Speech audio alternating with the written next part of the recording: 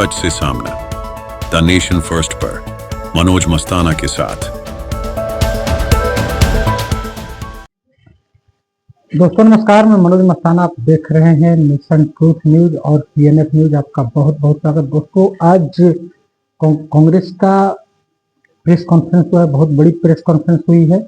इस press conference में रणदीप सुरजेवाला ने, जो कांग्रेस के लीडर है, रणदीप सुरजेवाला ने जबरदस्त हमला बोला है। जिस तरह से आपको बता दें कि फरवरी का महीना जो है ये बहुत मोदी सरकार को भारी पड़ रहा है।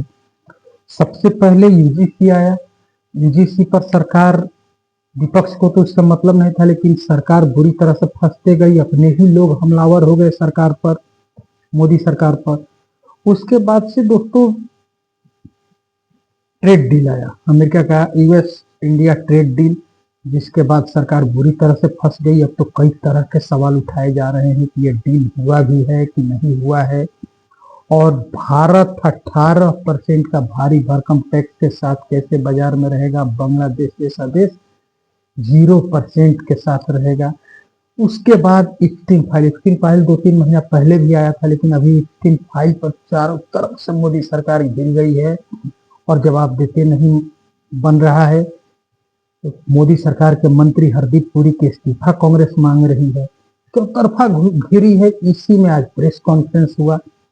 आइए हम विस्तार से प्रेस कॉन्फ्रेंस सुनवाते हैं और आप इससे रणदीप सुरजेवाला का हमला देखिए, कितना मोदी सरकार पर तीखा हमला हो रहा है। इसको आप इस प्रेस कॉन्फ्रेंस के जरिए समझिए और सुनिए। आइए हम सीधा आपको। नमस्कार साथियों,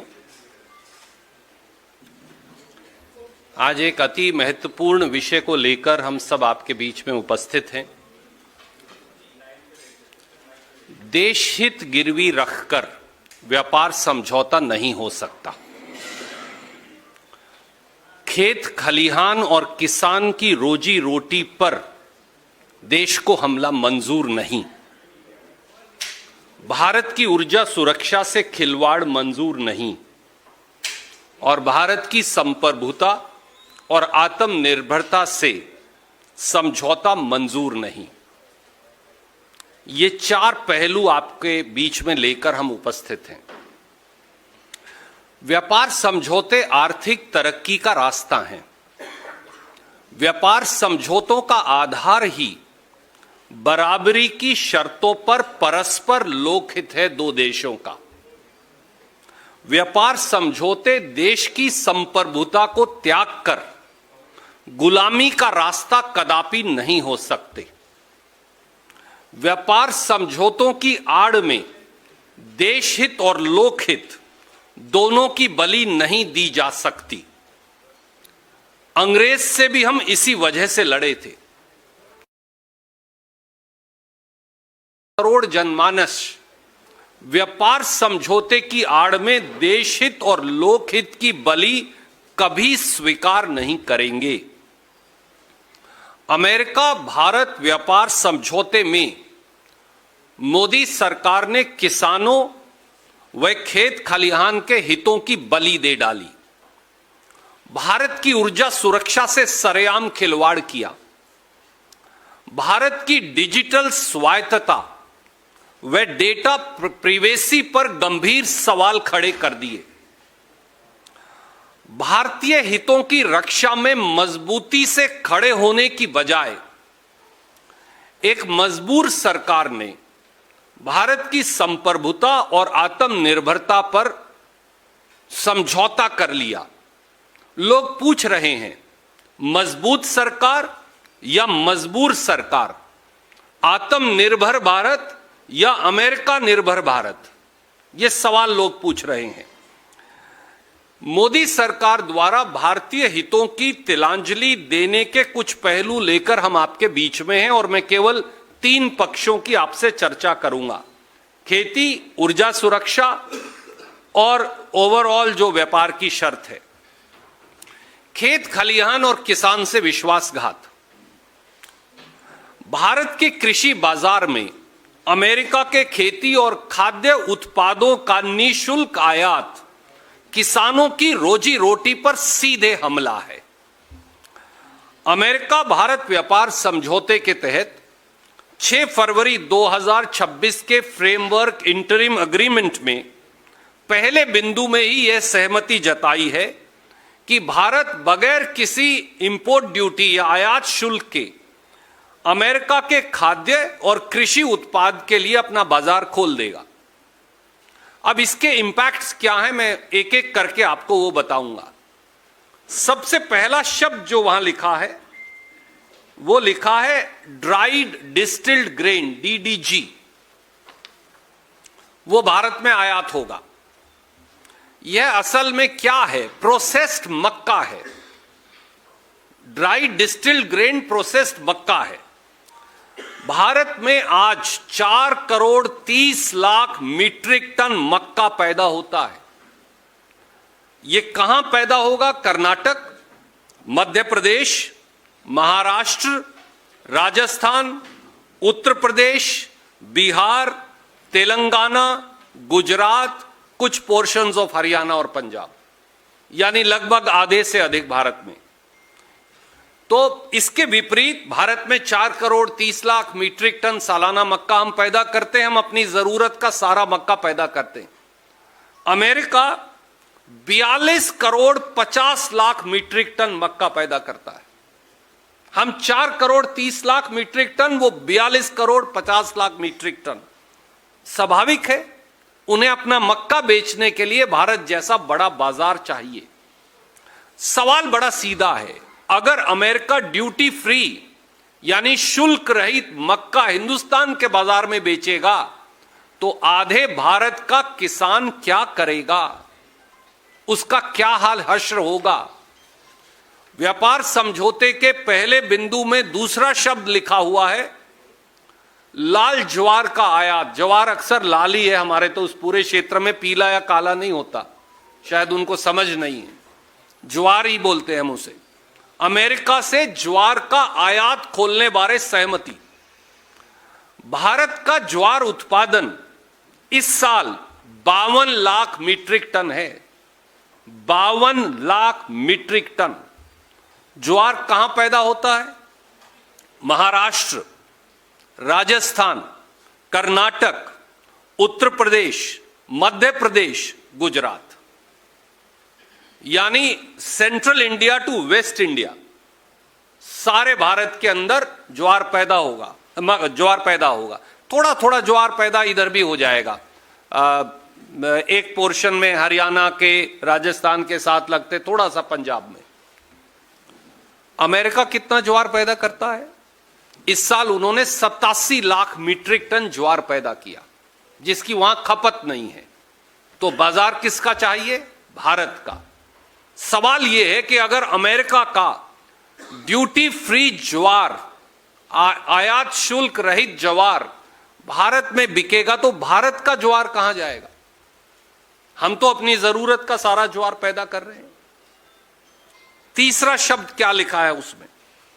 सोयाबीन ऑयल, पहले बिंदु में ही लिखा है। उसका आयात भी अमेरिका से भारत में खोल दिया जाएगा। भारत का सालाना सोयाबीन उत्पादन कई गुना बढ़ गया पिछले सालों में। इतना बढ़ गया कि हम बहुत कम आयात करने लगे सोयाबीन। 1 लाख 1.5 लाख टन हुआ पीछे, तो मैंने चेक किया 1,53,000 मीट्रिक टन हुआ। हम पैदा करते हैं 153 लाख मीट्रिक टन, जो 2024-25 में हमने पैदा किया। इस साल 160-65 तक भी पहुंचेगा, पर 153 लाख मीट्रिक टन हमने पैदा किया। पैदा कहां होगा सोयाबीन? सबसे ज्यादा बिहार, मध्य प्रदेश, महाराष्ट्र, राजस्थान, कर्नाटक, थोड़ा सा आंध्र प्रदेश, थोड़ा सा गुजरात, थोड़ा थोड़ा सब प्रांतों में भी है। तो फिर कहां है? मध्य भारत, वेस्टर्न इंडिया, थोड़ा सा साउदर्न इंडिया। तो लगभग देश के बीच में उस कोने गुजरात तक चले जाइए तो यह पैदा होगा। अब सवाल यह है कि 12 करोड़ मीट्रिक टन हम पैदा करते हैं, 153 लाख टन। अमेरिका पैदा करता है 12 करोड़ मीट्रिक टन, यानी 1200 लाख मीट्रिक टन। उनको बाजार चाहिए, तो बाजार भारत है। मोदी जी ने कहा आइए यहां बेच दीजिए। अब अगर वहां से सोयाबीन ऑयल आएगा तो तिलहन में हमारी आत्मनिर्भरता का क्या होगा? बिहार का किसान कहां जाए? मध्य प्रदेश जहां सबसे, और महाराष्ट्र, मध्य प्रदेश में आप ग्वालियर से शुरू कर दीजिए और आप विदर्भ के सारे हिस्से तक चले जाइए, केवल और केवल सोयाबीन मिलेगा। मैं ये आपकी जानकारी के लिए, पत्रकार, दिल्ली के पत्रकार मित्रों के लिए बता रहा हूं। तो देश के बिल्कुल भूभागीय, केंद्रीय भूभागीय भूखंड में केवल सोयाबीन होगा। कहां जाएंगे? क्या करेगा वो किसान? चौथा, जो इसमें लिखा नहीं, इसके अंदर ये शब्द लिखा नहीं है जो मैं बताने जा रहा हूं, पर हमारे वाणिज्य मंत्री जी ने बयान देकर कहा कि हम ऐसा करेंगे। वो क्या है?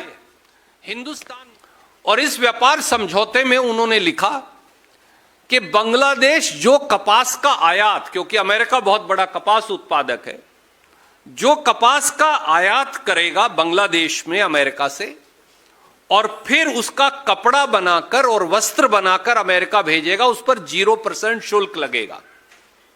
इसका सीधा प्रतिकूल प्रभाव किस पर पड़ता है? हम पर, क्योंकि भारत सबसे बड़ा कपड़ा उत्पादक है, धागा उत्पादक है, वस्त्र उत्पादक है। सबसे ज्यादा स्पिंडल कैपेसिटी चाइना के साथ दुनिया में, अगर स्पिंडल्स आप समझते हैं, बुनाई की जो मशीनें हैं, धागा बनाने की, कपड़ा बनाने की, जो सबसे ज्यादा स्पिंडल कैपेसिटी दुनिया में है, चाइना के अलावा वो हिंदुस्तान के पास है। सबसे ज्यादा रोजगार भी अगर कोई पैदा करता है तो वो टेक्सटाइल उद्योग करता है। ये 3 बातें याद रखना जरूरी है इस देश के लिए। कपास हम सबसे ज्यादा मात्रा में पैदा करते हैं, स्पिंडल कैपेसिटी दुनिया में सबसे अधिक है और हम सबसे बड़े निर्यातक भी हैं हिंदुस्तान की खपत के साथ साथ। अगर वो कपड़ा वहां से निर्यात करेंगे बांग्लादेश से 0% पर अमेरिका में, और हम करेंगे 18% पर, तो 18% वाले को नुकसान होगा या 0% वाले को होगा? 18% वाले को होगा। तो हम बांग्लादेश के वस्त्र और कपड़ा जो उत्पादक है उनके मुकाबले में अनकंपिटिटिव हो जाएंगे। और अगर अनकंपिटिटिव हो जाएंगे तो तिरुपुर तमिलनाडु का क्या होगा? सूरत गुजरात का क्या होगा? पानीपत हरियाणा का क्या होगा? लुधियाना पंजाब का क्या होगा? और देश की बुनाई वाले सब वस्त्र उद्योग का क्या होगा? और इतना ही नहीं, फिर 12 फरवरी 2026 को हमारे वाणिज्य मंत्री श्री पीयूष गोयल विपक्ष के नेता के बारे में उल जलूल बातें करते हुए एक घोषणा कर डालते हैं कि भारत भी अमेरिका का कपास आयात करेगा 0 ड्यूटी पर, और जब वो कपड़ा बनाकर भेजेगा तो उसको भी वही फायदा मिलेगा जो बांग्लादेश को मिलता है। मतलब कि भारत भी अब अमेरिका से कपास का आयात करेगा। ढोल की पोल खुल गई। चोर दरवाजे से इस समझौते में यह लिखा है, मैं नहीं कह रहा, पीयूष गोयल कह रहे हैं कि भारत 0 ड्यूटी पर अमेरिकी कपास का आयात करेगा, जबकि हम तो कपास के निर्यातक हैं, तो हम भी वहां से मंगवाएंगे कपास। तो हमारे किसान का क्या होगा? दूसरा, एक और तीसरा इसका पहलू है, इसको बोलते हैं डबल वैमी अंग्रेजी में। बांग्लादेश भारत की कपास का सबसे बड़ा आयातक है। बांग्लादेश अगर 100 किलो कपास इस्तेमाल करता है तो 50 किलो, 52 किलो हिंदुस्तान की है। तो मैं जो कपास पैदा करूंगा मेरे खेत में, उसमें से आधी बांग्लादेश जाएगी। यह बांग्लादेश करता है। तो बांग्लादेश अगर मेरी कपास का आयात बंद कर देगा हिंदुस्तान से और अमेरिका से मंगाएगा तो किसान को मार पड़ेगी ना। और अब भारत भी अमेरिका से कपास मंगाएगा तो किसान को डबल मार पड़ेगी। यानी मेरी बांग्लादेश निर्यात होनी बंद हो गई, अमेरिका से आनी शुरू हो गई। तो मैं तो दो तरफ से मर गया, 2 पार्ट के बीच में पिस गया। और इसकी एंटीसिपेशन में, इस समझौते की एंटीसिपेशन में जो पीयूष गोयल नहीं बता रहे, उनके मंत्रालय के आंकड़े बताते हैं, भारत ने पूर्ण कपास होते हुए भी अमेरिका से कपास मंगवानी इसी साल चालू कर दी थी। 24-25 में भारत ने अमेरिका से 3,428 करोड़ कपास का आयात कर लिया है पहले ही। तो अगर ये 3400 या 3500 करोड़ से 20,000 करोड़ हो गई तो कपास का क्या होगा? इस साल कपास का एमएसपी था, मैं आपको इसलिए बता रहा हूं कि मैं सब मंडियों में स्वयं गया था, 6100 रुपया क्विंटल। कपास बिकी 5,4500 रुपया क्विंटल पे। किसान को नुकसान हुआ 1,000 से 1,500 रुपया क्विंटल। ये यहां से लेकर विदर्भ तक की कहानी है। जब ये और गिर जाएगी तो फिर हिंदुस्तान के किसान का क्या होगा, सवाल ये है। और कपास कहां पैदा होती है? महाराष्ट्र। ये प्रेस कॉन्फ्रेंस तो बहुत लंबा था दोस्तों, लेकिन कुछ ही पार्ट इस प्रेस कॉन्फ्रेंस का हमने आपको सुनाया, क्योंकि पूरा करते तो लगभग 1 घंटे की प्रेस कॉन्फ्रेंस हुई है, 51-52 मिनट का कांग्रेस का। और पूरा 51-52 मिनट में रणदीप सुरजेवाला एकदम हमलावर रहे हैं बीजेपी पर, और बीजेपी चौतरफा घिरी हुई भी है। ऊपर से खबर निकल करके ये आ रही है कि जब होली के बाद बजट सेशन का अगला सेशन जब शुरू होगा, उस सेशन में अब 2 अहम व्यक्ति की विदाई तय मानी जा रही है। ओम बिरला जो स्पीकर है लोकसभा में, दूसरे ज्ञानेश कुमार की छुट्टी होने जा रही है, क्योंकि खबर ये निकल करके आ रही है कि 275 की टारगेट पर इंडिया गठबंधन बढ़ रहा है, और भारी मत से मोदी सरकार के एक वकील साहिबान कहते हैं जब उन्हें मतलब पछाड़ने की तैयारी है। तो ये सब चीज अभी आगे आएगा, लेकिन ये प्रेस कॉन्फ्रेंस का आधा भाग हमने सुनाया। अब इजाजत दीजिए, चैनल पर नए होंगे तो चैनल को सब्सक्राइब करिए, बेल आइकन प्रेस करिए, वीडियो अगर अच्छा लगे तो लाइक शेयर और कमेंट जरूर करिए। बहुत बहुत धन्यवाद।